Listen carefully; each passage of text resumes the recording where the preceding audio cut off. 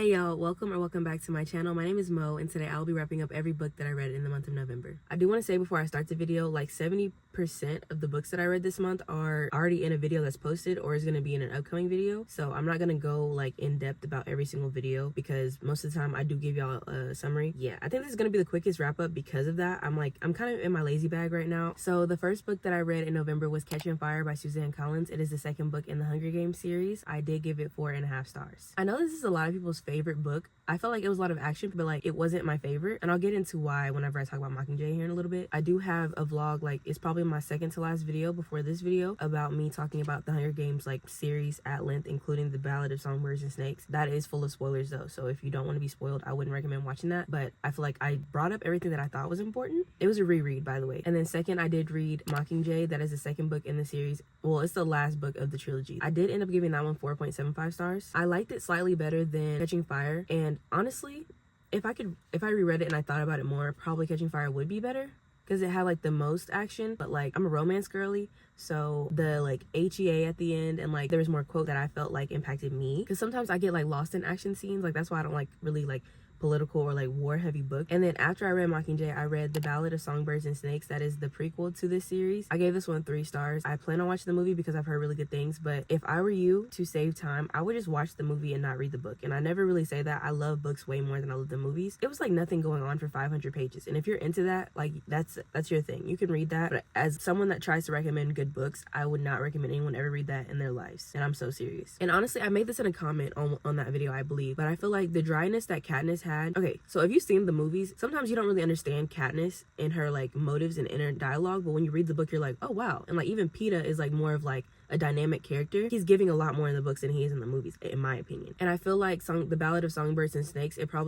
captures the audience more because there is like the singing, and then there's the actual action of the arena, instead of telling us like this happened in the arena, this is this. Again, I haven't seen the movie yet, so I don't know, but everything I've heard is like the movie is better than the book. So I'm just letting y'all know that. You can take that with a grain of salt, do what y'all want to do with that information. And really, if I was a meaner person, I would give it 2 stars. But I couldn't do Suzanne like that. Like, she still writes really good, but like the dry writing doesn't work for Snow the way it did for Katniss.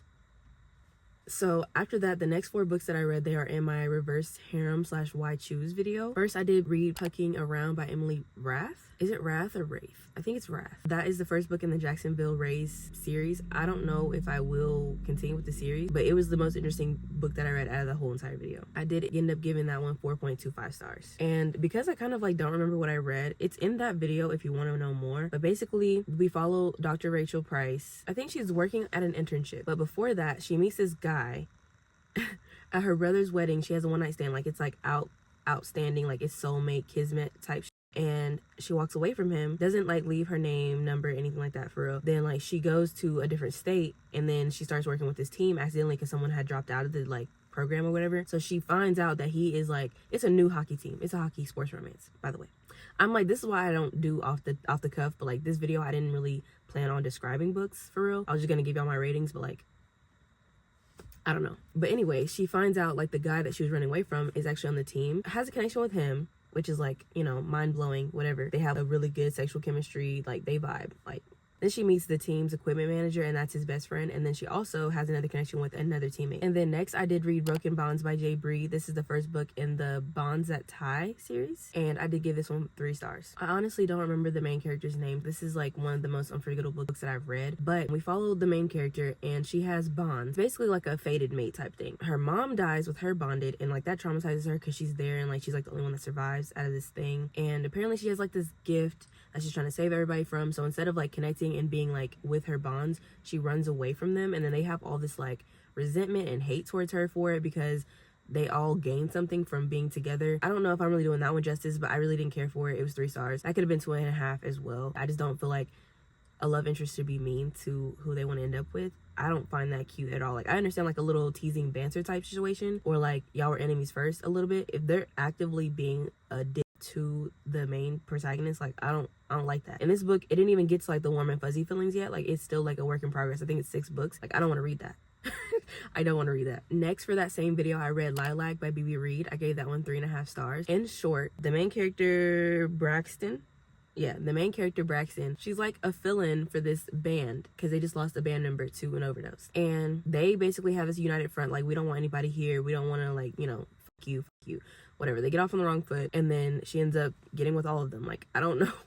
That's really all I can say about it. Lastly, for that video, I read Hate by Tate James. It was the first book in the Madison Kate series. I actually do think that I will continue this one eventually. It's not a priority, but I'm interested to see where things go in this one. Also, maybe the Jacksonville Rays, but I'd have to have time. We follow Madison Kate. She goes out one night with her friend, and she ends up being in the wrong place at the wrong time, basically. Throughout the whole setup situation, she ends up, like, doing time in jail. So she comes back and she's like, oh, I'm finna, like, get revenge on whoever did this. The people that she wants to get revenge on that set her up, like, actually lives with her, because one of them, their mom, is dating her dad.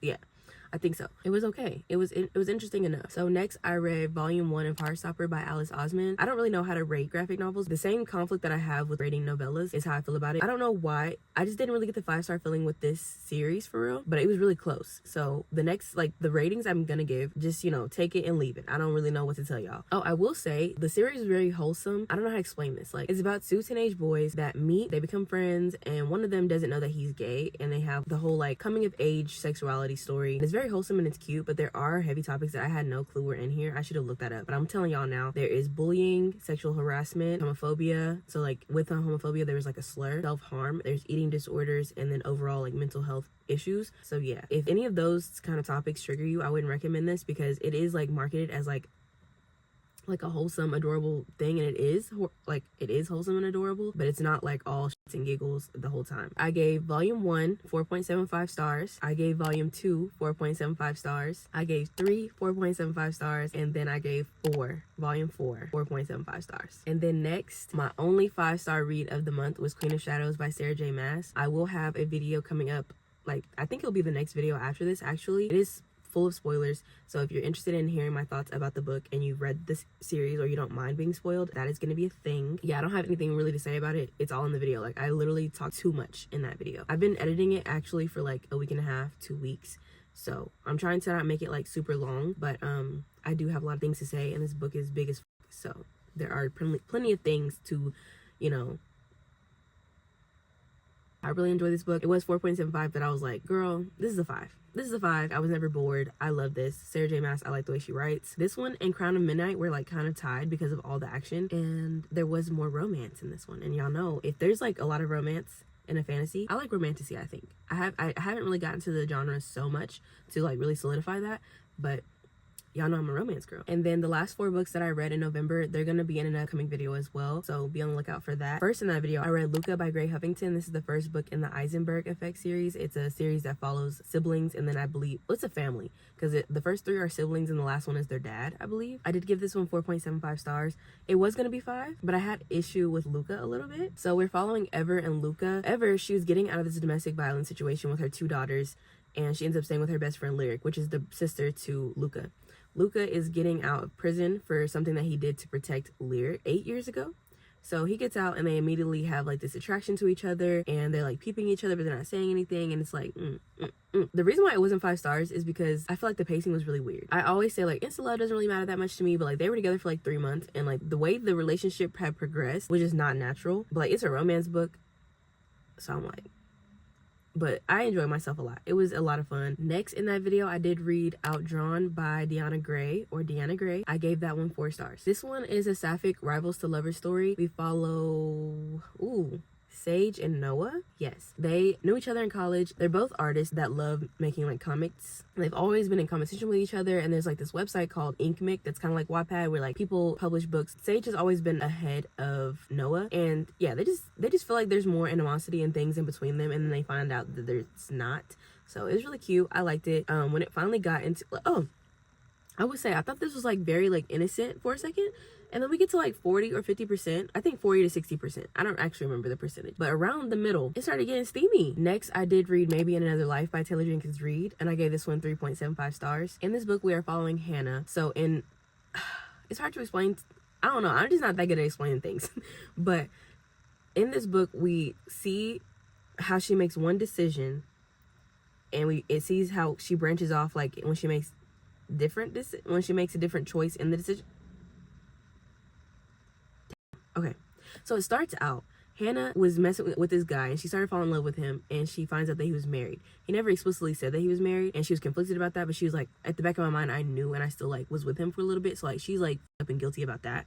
So then she stays with her best friend, and she runs into like her old high school flame the first night that she gets back in Los Angeles. That's where she's from. They go out and they see the guy, and from there it starts off like, okay, it's like either the scenario the alternate reality start off like if she went home with him or if she didn't go home with him, and then it just goes on like the consequences of both of those decisions.